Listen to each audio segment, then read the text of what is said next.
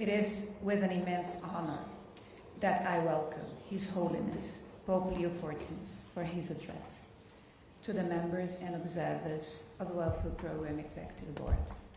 I also wish to extend a welcome to the delegation accompanying His Holiness, His Eminence Cardinal Pietro Parolin, Secretary of State, His Excellency Monsignor Paolo Rudelli, Substitute for General Affairs of the Secretary of State, His Excellency Paul Richard Gallagher, Secretary for Relations with States, His Excellency Monsignor Petar Vajic, Prefect of the Pontifical Household, and His Excellency Fernando Chica Arellano, Monsignor Fernando, Permanent Observer of the Holy See to the Rome-based agencies. Thank you.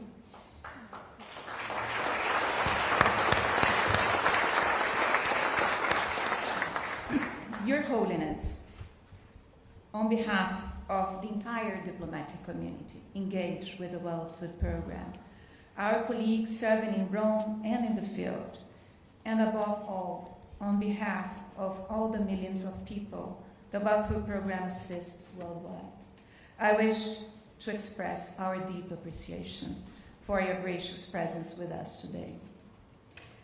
We are truly honored that you have accepted to join us and to share your reflections. Your address will undoubtedly inspire and guide our collective efforts and those of the wider international community as we strive towards the shared goal of a world free from hunger. We all know the ambitious goals set by the 2030 Agenda for Sustainable Development, and we also know that reaching that goal still requires enormous efforts and commitment from the entire global community. As we gather shortly after the World Refugee Day, we are reminded of the millions of displaced people around the world, for whom the pursuit of peace, dignity, and freedom from hunger remains an urgent daily reality. Their experiences also highlight the importance of addressing the inequalities that too often contribute to instability and conflict. We also recognize the upcoming International Day of Women in Diplomacy on the 24th of June, celebrating the contributions of women to dialogue, cooperation, and peace. We have no doubt that your address today and your continuous message that defeating hunger is a pathway to peace will allow us to further reinforce strong and durable partnerships among all actors in the humanitarian and development community. And we want to express our sincere appreciation and thanks for your invaluable support. It is now my pleasure to give the floor to the former Executive Director, Ms. Cindy McCain, who will introduce His Holiness. Cindy, you have the floor.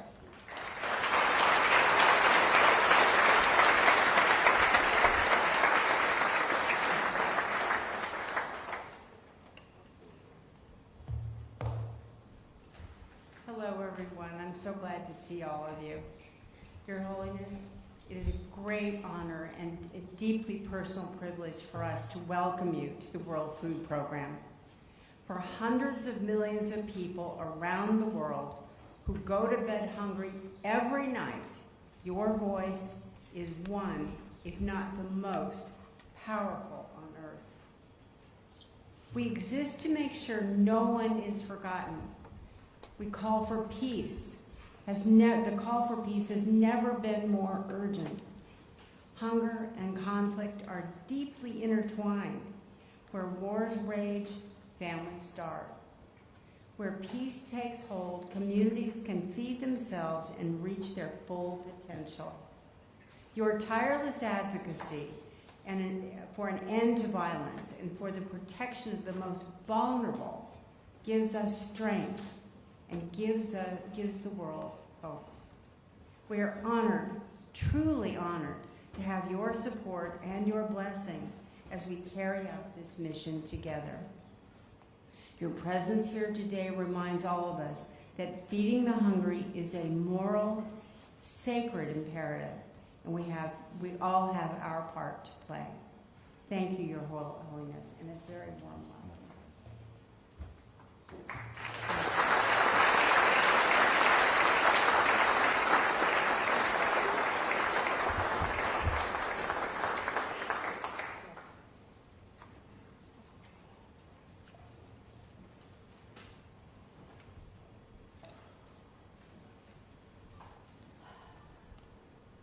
distinguished authorities, Your Excellencies, ladies and gentlemen.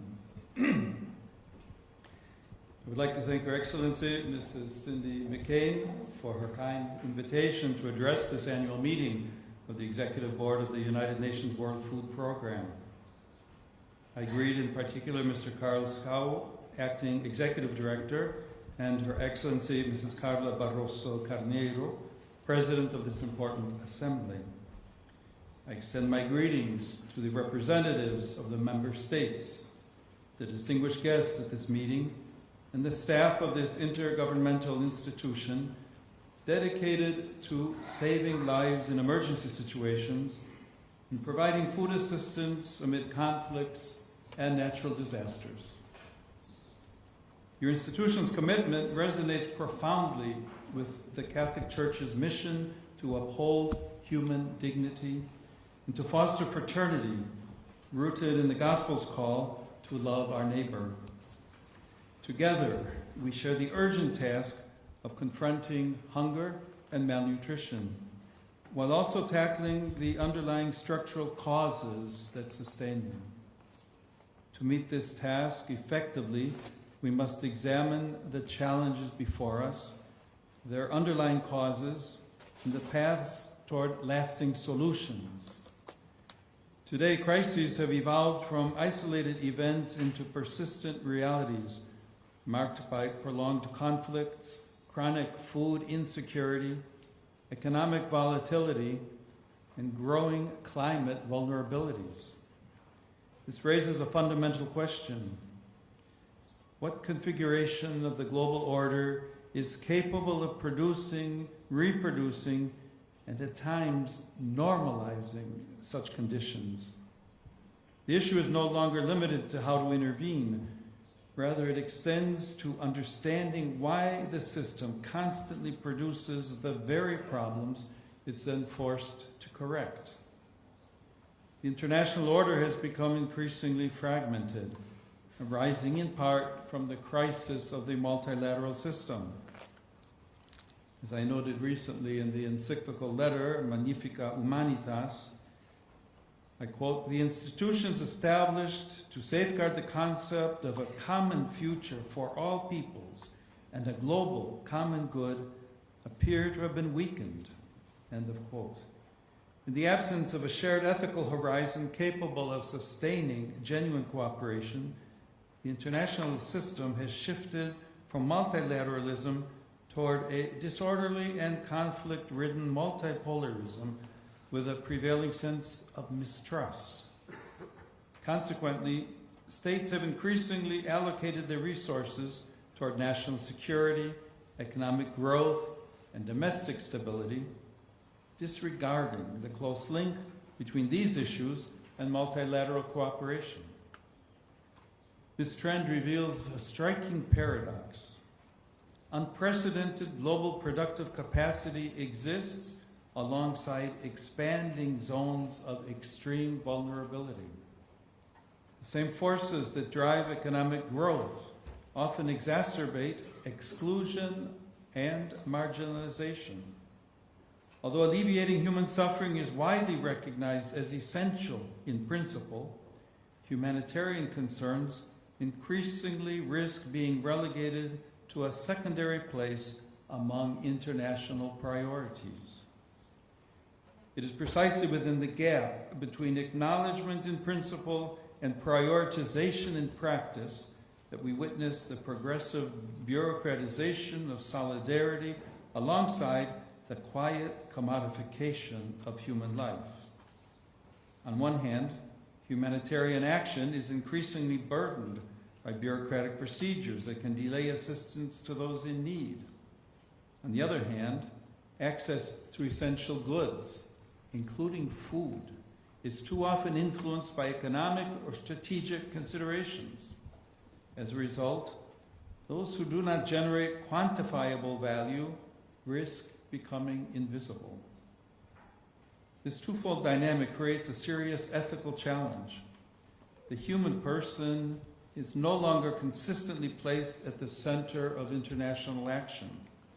In this context, it is important to acknowledge that whereas forms of aid and development projects are obstructed by involved and incomprehensible political decisions, skewed ideological visions, and impenetrable customs barriers, weaponry is not. In effect, conflicts are fed more readily than people are nourished. This reality reflects not only operational shortcomings, but also a fundamental imbalance in political and moral priorities. Consequences extend well beyond those immediately affected. More than merely a humanitarian concern, hunger erodes social cohesion, heightens the risk of conflict, and fuels forced migration. Moreover, it undermines the capacity of states and societies to build resilient institutions, provide effective education, and foster sustainable economic development. In doing so, it perpetuates cycles of fragility that ultimately affect the broader international community. From this perspective, it becomes clear that humanitarian action is not extraneous to the international order. Rather, it reflects the global community's responsibility to strengthen solidarity, resist exclusion, and recognize the inherent God-given dignity of every human person. Beyond managing crises, therefore, international institutions embody a principle of shared responsibility and affirm that the international community is bound together by concern for those in the most vulnerable situations. In this sense, the World Food Programme is more than a political, economic, or technical actor. It is a concrete expression of international solidarity. Indeed, where national institutions recede and community networks disintegrate, its presence helps to prevent humanitarian crises from deteriorating into irreversible collapse. For this reason, a renewed commitment to multilateral cooperation is essential. In an increasingly fragmented and multipolar world, no single state can address global challenges alone. Lasting peace and integral sustainable human development are possible only through the participation of all, fostered by genuine international dialogue and cooperation oriented toward the common good. Such an approach requires a firm political will, capable of transcending short-term perspectives and investing in global public goods. This goal can only be achieved through the convergence of effective policies and the coordinated and synergistic implementation of interventions. The call to walk together in fraternal harmony must become the guiding principle. In this spirit, I wish to appeal to the governments and peoples of the world to renew and strengthen their commitment, to increase the resources dedicated to combating hunger and its root causes, and to remove the obstacles that prevent aid from reaching those in need. At the same time, such support should also strengthen engagement with the Church and civil society. Reinforcing the capacities of all these actors together will multiply our collective effectiveness in the fight against hunger. Implementing this appeal effectively requires reducing unnecessary bureaucracy so that transparency and accountability serve people rather than impede assistance. In situations where governments lack effective territorial control or humanitarian access is restricted, trusted local partners become indispensable. The Catholic Church, through parishes, dioceses, Caritas agencies, and other faith-based initiatives, often reaches vulnerable populations in areas inaccessible to international actors. I therefore encourage the World Food Programme and its partners to continue supporting these efforts. It is equally important to resist the commodification of basic human needs. Food, water, and healthcare cannot be subordinated to market considerations or geopolitical interests. Access to adequate food is a fundamental human right grounded in the dignity of every person. Meeting this need not only alleviates suffering, but also addresses underlying causes of geopolitical instability. Indeed, food security is an essential component of global and integral security. In this regard, it is commendable that alongside its emergency response operations, the World Food Programme extends its work beyond immediate relief to long-term initiatives, such as programs that provide meals to school children. These investments strengthen education, human development, and social resilience, reflecting an integral vision of human development that promotes dignity, opportunity, and the well-being of the whole person. Your Excellencies, dear friends, what is at stake is not only the effectiveness of an agency, but also the credibility of international cooperation itself. Your organization demonstrates that a renewed path is possible. However, it requires the resolve to simplify what has become overly complex, to prioritize what is essential, and to ensure that no person is in our fidelity to this truth, that the humanity of our politics is measured, and with it, the future of the international community. With these sentiments, I ask God to bless your efforts abundantly so that all may receive their daily bread and live in dignity. Please be assured of my prayers for you, your loved ones, and those whom you serve. Thank you.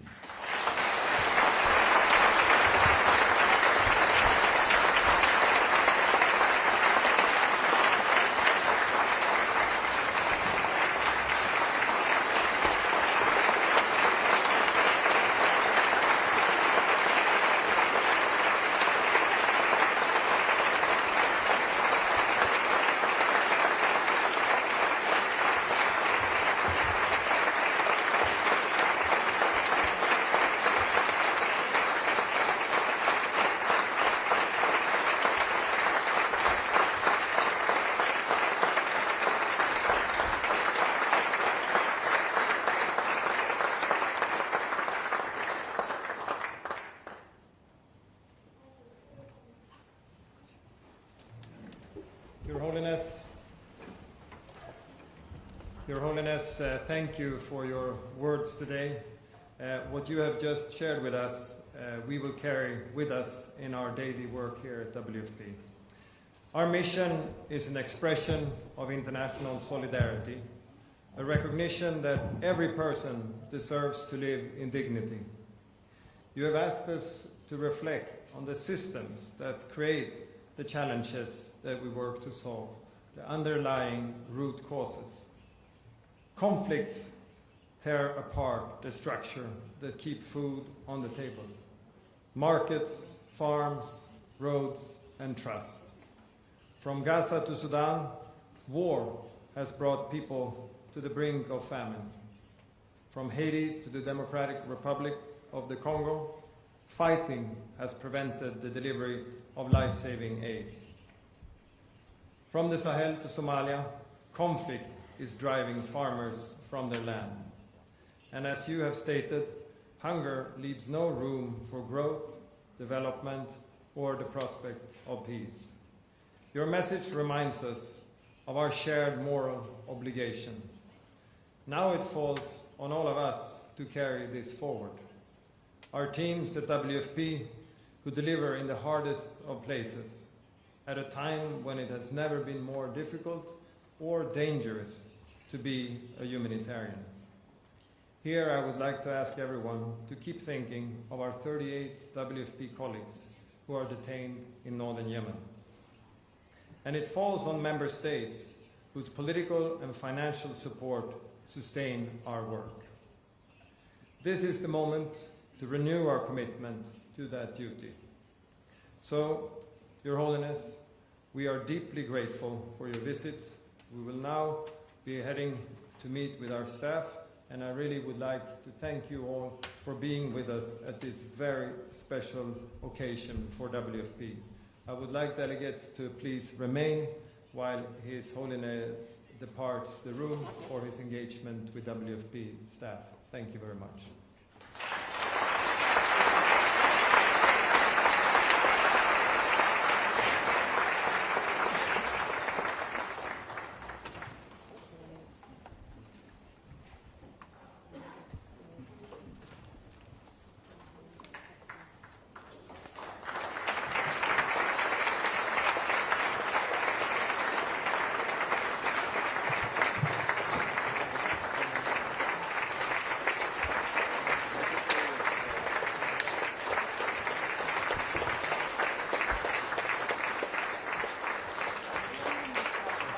With that, I'm sure the high-level segment with the Executive Board comes to a close.